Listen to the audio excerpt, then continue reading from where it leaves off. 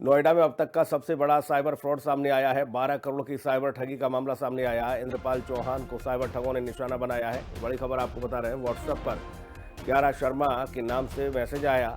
महिला ने निवेश के लिए उकसाया। निवेश कराने के नाम पर 2 ग्रुप में जोड़ दिया। ग्रुप में नकली प्रॉपर्टी स्क्रीनशॉट दिखाए गए।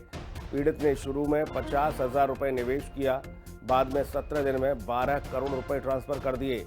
कई खातों में ये पैसे ट्रांसफर कराए गए। ये बड़ी खबर आपको बता रहे हैं। अब तक का सबसे बड़ा साइबर फ्रॉड सामने आया है। 12 करोड़ की ठगी कर ली गई है साइबर ठगों के द्वारा। अब पुलिस इस मामले की पड़ताल में जुटी हुई है। कुछ समय से साइबर फ्रॉडस्टर्स द्वारा इन्वेस्टमेंट स्कैम टाइप का एक फ्रॉड किया जा रहा है, जिसमें साइबर फ्रॉडस्टर्स पीड़ितों से सोशल मीडिया के माध्यम से कांटेक्ट करते हैं और उनको कन्विंस करते हैं कि अगर आप निवेश करते हैं तो आपको अच्छा मुनाफा होगा। उसके पश्चात पीड़ित को एक ऐप या लिंक प्रोवाइड किया जाता है, जिसमें उनको अपनी धनराशि और मुनाफा दिखाई देता है। उससे पीड़ित कन्विंस हो जाता है कि उसको अच्छा मुनाफा हो रहा है और पैसे लगाता है। इसी तरीके का एक प्रकरण गौतम बुद्ध नगर में सामने आया है, जिसमें एक पीड़ित के साथ लगभग 12 करोड़ का साइबर ठगी की गई है। इसमें हम लोग के पास अकाउंट्स की डिटेल्स मिली हैं। जो अकाउंट्स हम लोग को पता चल गए हैं उनको डेबिट फ्रीज कराया जा रहा है। इसके साथ ही साथ जो लोग इस साइबर ठगी में इन्वॉल्व हैं उनको जल्द ही गिरफ्तार करने का प्रयास किया जा रहा है। लगातार साइबर अपराध का ग्राफ रिकॉर्ड तोड़ता हुआ नजर आ रहा है। नोएडा के सेक्टर 47 में रहने वाले एक व्यक्ति के साथ 12 करोड़ रुपए की ठगी का मामला सामने आया है। लगातार नोएडा पुलिस के द्वारा जागरूकता अभियान चलाए जा रहे हैं कि किस तरीके से साइबर ठगों से बचना है। बावजूद उसके 12 करोड़ रुपए की ठगी कहीं ना कहीं आम जनता के लिए ये एक सवालिया निशान खड़ा कर रही है। एक व्हाट्सएप ग्रुप जो कि क्यारा शर्मा के नाम से बना था, पहले उस व्यक्ति को जो पीड़ित है उस ग्रुप में जोड़ा गया, उसे मुनाफा दिखाया गया 9 लाख रुपए का, जो कि वो नकली था। लेकिन अगर हम बात करें तो उसके बाद उसे 9 लाख का प्रॉफिट भी दिया गया, जिसके बाद पीड़ित ने कई करोड़ रुपए अलग अलग जगहों पर ट्रांसफर कर दिए। पुलिस के द्वारा पीछे की तस्वीरों में देख रहे हैं, साइबर थाने में ये शिकायत दर्ज की गई है। सबसे पहले व्हाट्सएप पर क्यारा शाम की एक लड़की का प्रोफाइल से मैसेज आता है। महिला बातचीत करती है और निवेश के नाम पर पीड़ित व्यक्ति को उकसाती है। निवेश कराने के नाम पर पीड़ित को 2 व्हाट्सएप ग्रुप में जोड़ा जाता है। ग्रुप में नकली प्रॉफिट स्क्रीनशॉट दिखाकर भरोसा दिलाया गया कि ये प्रमाणित शेयर ट्रेडिंग प्लेटफॉर्म है। पीड़ित ने शुरू में 50,000 रुपए निवेश किए। बाद में 17 दिन में नो ट्रांजैक्शन में 11 करोड़ 99 लाख 50,000 रुपए ट्रांसफर किए गए।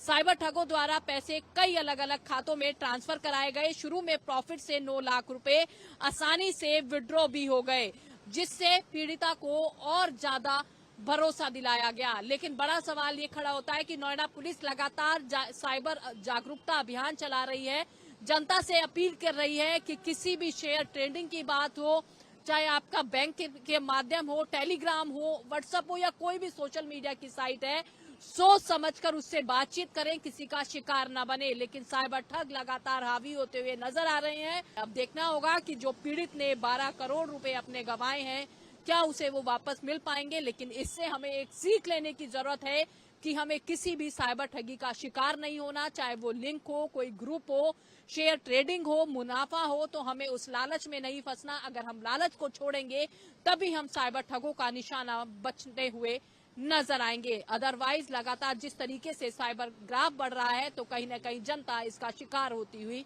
नजर आ रही है। कैमरामैन तिलक के साथ मैं प्रिया राणा, नोएडा।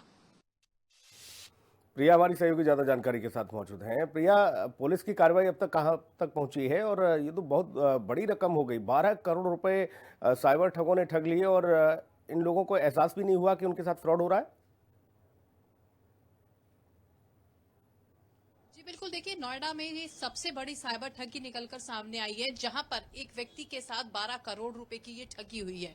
वहीं अगर हम बात करें, लगातार नोएडा पुलिस के द्वारा साइबर जागरूकता अभियान चलाए जा रहे हैं। जनता को जागरूक किया जा रहा है कि अगर आपके पास किसी भी माध्यम से कोई भी सोशल मीडिया का वो ऐप हो, आपके पास कोई लिंक आए, ट्रेडिंग के नाम पर आपको इन्वेस्टमेंट की बात की जाए, तो आपको सतर्क रहने की जरूरत है।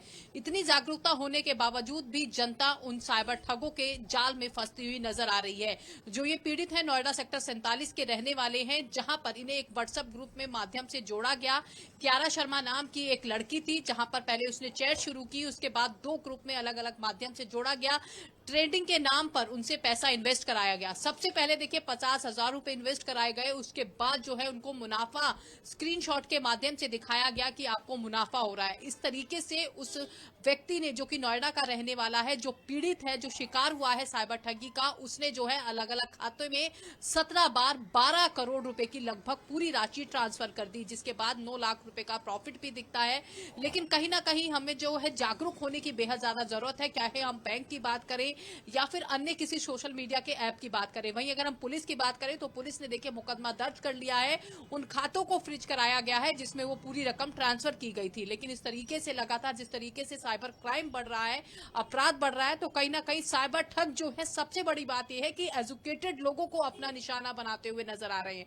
तो कहीं ना कहीं हमें सतर्क रहने की बेहद ज्यादा जरूरत है, क्योंकि अगर हम बात करें मोबाइल, सोशल मीडिया, अकाउंट, सब कुछ हम देखिए एक फोन से चला रहे हैं, और अपने झांसे में लेकर इस तरीके की साइबर ठगी होना, तो कहीं ना कहीं जनता को अपने आप ही सोचने और समझने की जरूरत है, जिसमें पुलिस लगातार जागरूकता अभियान भी चलाती हुई नजर आ रही है। जी चलिए, बहुत शुक्रिया प्रिया तमाम महत्वपूर्ण जानकारी के लिए।